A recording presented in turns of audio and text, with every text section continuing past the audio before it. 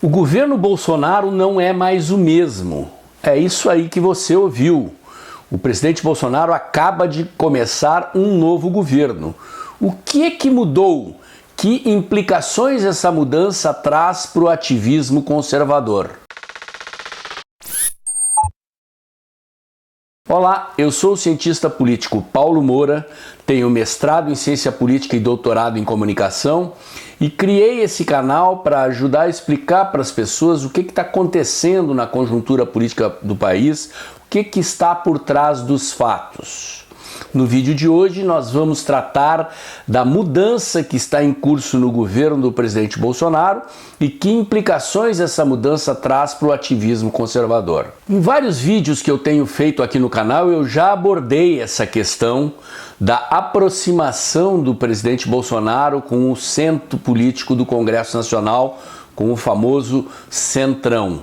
Mas será que é só esta a mudança que está acontecendo ou está em curso uma mudança mais ampla no governo? Na minha opinião, está acontecendo uma mudança mais ampla na estratégia geral do governo e é isso que eu vou explicar nesse vídeo. Desde o início do mandato do presidente Bolsonaro, a estratégia geral foi de confrontação com o establishment, apoiando-se nas ruas. O presidente Bolsonaro optou por não reproduzir o chamado presidencialismo de coalizão e escolheu apoiar-se na mobilização de rua, confrontando o establishment para fazer avançar a agenda de reformas em nome das quais ele se elegeu. No primeiro ano de mandato, isto funcionou.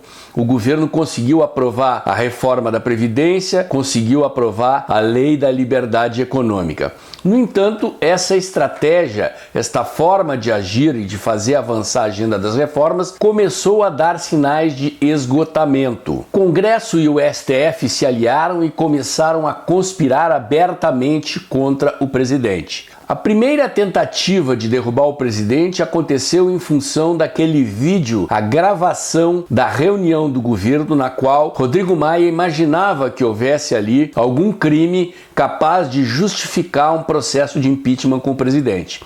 A jogada fracassou. Não só não havia nada que incriminasse o presidente naquele vídeo, como a base ativista do presidente reagiu positivamente, se empolgou, aumentou o seu apoio ao governo, aumentou a sua atividade nas redes sociais e nas ruas. Como a jogada do Rodrigo Maia fracassou, ele passou a bola para o STF. A ofensiva do STF veio em duas frentes. Primeiro, o inquérito ilegal das fake news, que o STF corporativamente acabou de legalizar.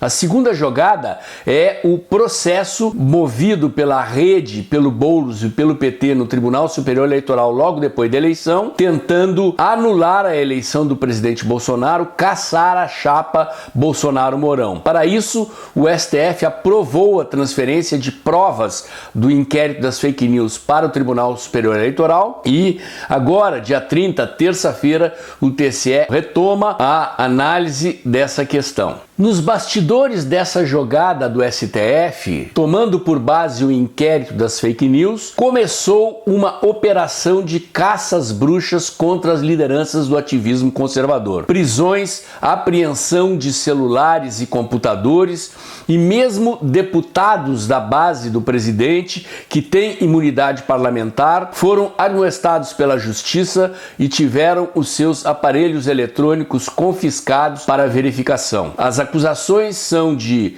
financiamento ilegal de manifestações e de eventualmente também atacarem o STF. Aparentemente o establishment, quando eu falo establishment aqui estou falando do Congresso Nacional ou de uma parcela do Congresso Nacional liderada pelo Rodrigo Maia e o STF, perderam o medo das ruas. E aqui vai uma constatação importante, gente. É preciso que a gente reconheça que as manifestações vêm perdendo força. Se vocês forem comparar o tamanho das manifestações que nós fazíamos no início do governo Bolsonaro com as manifestações que ocorrem hoje, é notório que elas estão diminuindo de tamanho, perdendo força, há um esgotamento, cansaço.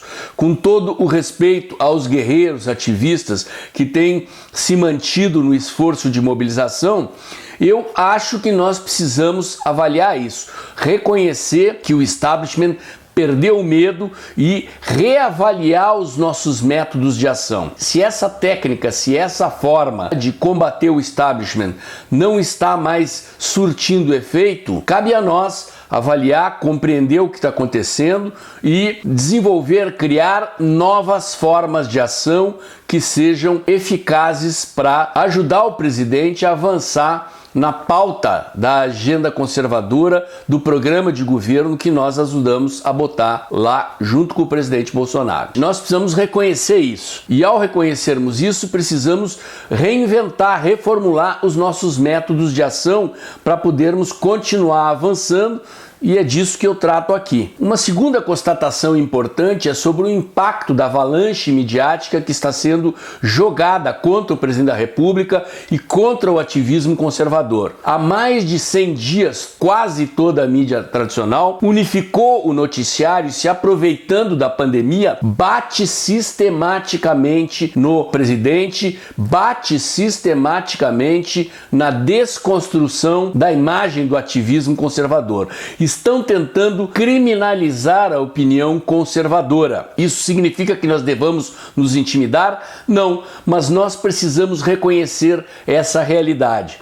O presidente Bolsonaro foi eleito por um amplo segmento da sociedade, dos quais 30%, eu tenho dito isso aqui nos meus vídeos, 30% são conservadores. Os outros segmentos que se somaram aos conservadores para vencer a eleição, para possibilitar que o presidente vencesse a eleição, são os liberais e os lavajatistas, os antipetistas. Esse segmento mais de centro está se deixando influenciar pela mídia. Se a gente olha as pesquisas de opinião, a gente vai ver que, apesar dos bravos guerreiros ativistas conservadores manterem o apoio do presidente, esse apoio blindado é de 30%. Isso é muito importante reconhecer, porque se a eleição presidencial fosse hoje, com este percentual, o presidente estaria no segundo turno. Mas nós temos que reconhecer que esta parcela de centro do eleitorado que votou no presidente está se deixando influenciar pelo noticiário. Então, é uma realidade que nós temos que reconhecer. As nossas manifestações perderam tamanho e o noticiário está sim influenciando a opinião pública. Nós precisamos avaliar essa realidade, reconhecer essa realidade e tomar medidas para poder retomar a ofensiva diante de uma situação que mudou, que não é mais a mesma. O presidente Bolsonaro já reconheceu isso. A mudança que ele está fazendo não é apenas uma aproximação com o Centrão no Congresso. É uma mudança geral de estratégia na qual a mobilização de rua vai perder força. Aquela tática de conflitar o establishment se valendo das ruas, na medida em que ela foi perdendo força e se mostrando ineficaz diante da reação do Congresso e do STF, é preciso reorganizar os métodos de ação. Então a mudança que o governo está fazendo é uma mudança mais geral e nós temos que compreendê-la para responder de forma mais eficaz, fazendo a nossa parte como ativistas. Gente, eu estou dentro de dezenas de grupos de WhatsApp de conservadores, estou dentro de centenas de grupos no Facebook de conservadores, muita gente se sentindo decepcionada por causa dessa mudança no governo. Infelizmente, parece que muita gente entrou na selva da política sem conhecer os perigos e as armadilhas que a política impõe. Política é assim mesmo. É preciso reconhecer a realidade para saber lidar com ela. Então, gente, chega de mimimi. Vamos avaliar a situação, vamos nos reinventar, vamos reorganizar o movimento para partir para a ofensiva de outras formas, já que o nosso modelo de atuação durante o primeiro ano do governo do presidente Bolsonaro se esgotou. O presidente reconheceu isso e está mudando, cabe a nós fazermos a nossa parte. Isso significa que nós temos que abandonar a mobilização de rua e nas mídias sociais? Não, gente, não significa. Significa apenas que para voltarmos às ruas, nós temos que ter clareza por que e de que forma. Existem vários tipos de manifestação. Ao longo do movimento do impeachment, nós fizemos, às vezes, manifestações pequenas, às vezes, manifestações de massa, às vezes, manifestações simbólicas. As manifestações simbólicas, elas não têm por objetivo mobilizar multidões. O objetivo é criar um fato político que impacte as mídias sociais e, eventualmente, que seja notícia para que as nossas bandeiras, os nossos objetivos cheguem à opinião pública. Então, não significa que a gente tenha que abrir mão da mobilização de rua e muito menos das nossas atividades nas mídias sociais. Significa apenas que a gente tem que avaliar para que vamos às ruas. Será que a ida às ruas é a solução? Se acharmos que sim, vamos às ruas. Mas eu defendo que a gente deva encontrar também novos métodos de ação. Um caminho é o ativismo jurídico. Isso mesmo, nós temos uma bancada parlamentar que tem assessores jurídicos. Nós temos no nosso movimento muitos advogados. Por que não começar a entupir a justiça de processos de abuso de autoridade, de improbidade administrativa contra os juízes do STF? Outro caminho possível é a denúncia de atentado aos direitos humanos na Corte Interamericana de Direitos Humanos. Esse tipo de medida mancha o currículo. Se um tribunal internacional desses acata uma medida de atentado contra os direitos humanos por perseguição aos nossos ativistas, isso vai para o currículo e se transforma em objeto de debate no meio jurídico. Vira um caso jurídico para ser estudado, eventualmente causar jurisprudência. Vamos denunciar na mídia internacional, vamos constranger politicamente, vamos botar a cabeça para funcionar e descobrir novas formas de ativismo, novas formas de atuação. Outra questão na qual eu tenho insistido, gente, vamos nos qualificar, vamos nos organizar, vamos criar institutos, fundações, vamos criar cursos de formação política, vamos aprender mais sobre política, sobre o que é conservadorismo, sobre o que é liberalismo, o que é socialismo, o que é comunismo. Vamos estudar e nos qualificar para o debate político. Vamos nos organizar. Esse ano tem eleição. Se não fosse essa pandemia, hoje a maior parte do nosso ativismo estaria focado em eleger vereadores e prefeitos conservadores.